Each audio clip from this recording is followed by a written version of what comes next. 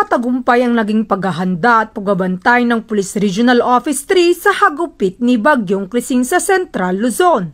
Ito ay dahil sa mahigpit na pinag-utos ni Police Brigadier General Ponce Rogelio Piñones Jr., Regional Director ng Police Regional Office 3. Hindi maitatanggi na malakas ang ulan ang dulot ni Bagyong Krising, na kung saan nabaha ang mga ibang kabahayan sa mga ilang lugar sa Central Luzon na laging nalulubog sa baha sa tuwing panahon ng tag-ulan. Dahil sa pagtama ng bagyo, nakahanda ang search and rescue equipment at nakaabang ang ating mga kapulisan 24/7 kung sakaling mangailangan ng tulong ang ating mga kababayan.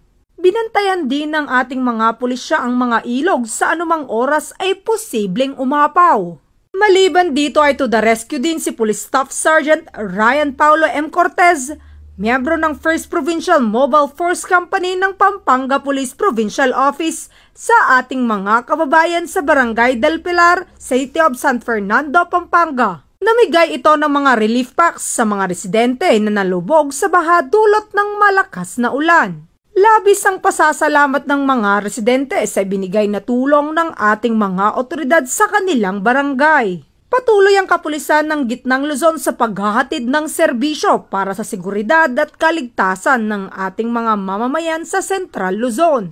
Mula dito sa Central Luzon, ang inyong PNN correspondent, Police Corporal Giselle V. Rivera, alagad ng batas, tagataguyod ng Balitang Pulis.